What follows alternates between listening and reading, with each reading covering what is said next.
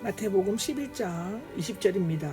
능력 있는 사역들이라고 나오죠. 원래 자연적이고 물리적인 힘이라고 로마서 1장 4절이나 하나님의 능력도 로마서 1장 16절을 의미하였으나 간사와 함께 사용되면 하나님의 전능성을 나타낸다고 마태복음 26장 64절에 나와 있습니다. 여기에서는 주님께서 행하신 이적적인 사역이나 초자연적인 행위와 사건을 나타낸다고 볼 수 있는데 가장 많이 행하였던이 나옵니다. 그의 건널 중에서 대다수 또는 그 수많은 권능으로 해석할 수 있는데요.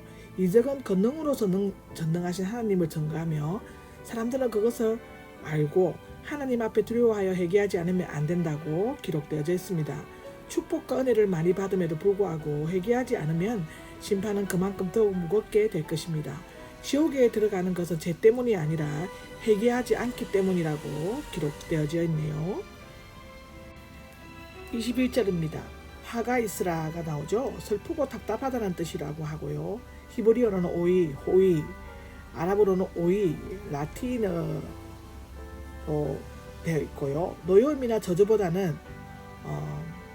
근심 어린 동정과 비통 어린 탄식을 동시에 나타낸다고 합니다. 고라신이라고 되어 있는데 오늘의 텔룸이나 케라데 또는 코리존인 것 같다고 하고요. 나사렛에 대한 숨겨진 명칭으로 보기도 하여진다고 합니다. 복음서에서는 예수님께서 방문하신 기록이 없지만 많은 이적을 행하였다라고 하고요.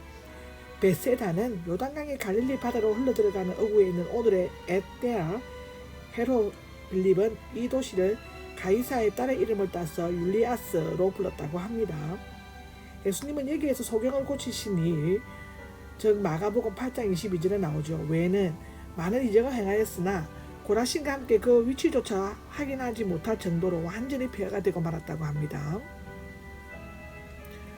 두로와 시돈이 나오는데 베네게의 상인 도시이고요. 영아와 케라게의 도시라고 합니다. 오만과 우상 숭배의 도시였다고 이사야 23장 1절에서 9절, 에스겔 26장 3절에서 나옵니다. 바알 숭배를 끌어들인 아합 왕의 왕비 이세벨은 시돈 왕 엣발의 딸이었는데요. 열왕기사 16장에 나와 있습니다. 베롯이 나오는데 거치고 조잡한 낙타나 산양의 털로 짠 옷으로 원래는 노예들이 입었다고 합니다. 나중에는 자신을 낮추거나 슬픔을 당할 때 또는 회개할 때 입었다고도 열왕기상 20장, 요한계시록 6장 12절에도 기록되어져 있습니다. 여기서 죄가 나오는데 극한 슬픔이나 회개를 할 때는 죄를 머리에 뿌리거나 그 위에 얹거나 눕거나 굴렀다고 성경 욥나 3장 6절에 나오고 에스더 4장 3절에도 나오고 기록되어져 있습니다. 23절에 너 가버나움아라고 나옵니다. 너라는 말이 덧붙인 것은 예수님의 친밀감을 나타내는데요. 예수님께서는 가버나움을 근거지로 삼아 많은 활동을 하셨습니다. 가버나움은 지중해와 갈릴리 다메섹을 잇는 길목에 있어서 상업과 무역을 통해 많은 부를 쌓았음으로써 교만해졌을 뿐만 아니라 예수님의 이적을 많이 경험했다고 자기 만족에 빠져 있었던 것 같습니다. 누가복음 13장 26절에 나오죠. 그런 의미에서 그들의 소돔보다 더 악하였다고 하는데요. 음부가 나옵니다. 죽은 자의 영이 간다고 생각한 저소 또는 마지막 행배 장소나 지옥을 가리키는데 여기에서는 깊은 심륜을 나타냅니다. 이사야 14장 13절 15절을 참조하시면 됩니다. 하늘의 최고의 영광을 나타내는데요.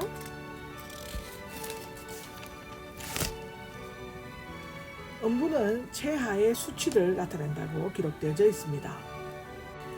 24절에 보면 더 견디기 쉬울 것이다는 복음을 거부하는 죄가 얼마나 중한 것인가를 보여주고 있습니다. 예수님을 영접하는 자에게는 구원의 반석이 되지만 거부하는 자에게는 심판의 그집돌이 된다고 하는 말씀입니다. 25절에 보면 그때가 나옵니다. 초창기에 칭송을 받고 인기가 있던 시기를 지나 많은 반대를 당하고 있음을 나타내는데 대답하였다는 분사형으로 되어 있으며 종종 넓은 의미로 사용되어 개별적인 사항에 응답하는 것을 나타낸다고 합니다.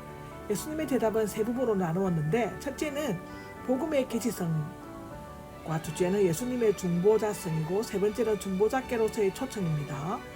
하늘과 땅의 주인이신 아버지 예수님께서 하나님을 이렇게 부르신 것은 이때뿐이며 외경에는 비슷한 표현이 있습니다. 이 장엄하고 독특한 호칭에는 온 우주를 주관하시는 하나님의 주권과 성자 하나님이신 예수님과의 인격적 일체성을 표현하고 있다고 에베소서 1장 11절에는 말하고 있습니다. 이와 같이 엄청난 우주적인 진리를 당시 종교 문제에 있어서 스스로 최고의 학식과 지혜를 가지고 있다고 자부하는 바리새인들이나 서기관들에게는 감춰지고 어린아이들처럼 단순하고 솔직하고 순박한 자들에게 계시됩니다. 이에 대하여 예수님께서는 감사를 드리십니다. 감사드립니다 라고 나오죠. 문자적으로는 인정하다, 시인하다, 즉 나는 당신이 하는 일들의 타당성과 지혜를 극히 인정하나이다 입니다. 그러나 여기에서와 같이 역격으로 당신에게를 가르칠 때는 인정하는 것을 바탕으로 하여 찬양하는 것을 의미한다고 합니다. 예수님께서 찬양을 돌리고 계신 것은 지혜 있는 자들이 모르기 때문이 아니라 어린아이들이 알기 때문입니다. 이사야 12장 1절, 로마서 6장 17절을 보시면 됩니다.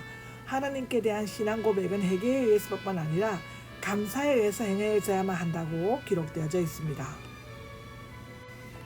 26장입니다. 그렇습니다가 나옵니다. 예수님께서 자신이 금방 말씀하신 것, 즉 아버지께서 하신 일을 강조하여 긍정적으로 시인하셨습니다. 성부 하나님께서 하신 일은 성자 예수님께로부터 절대적인 시인을 받았습니다.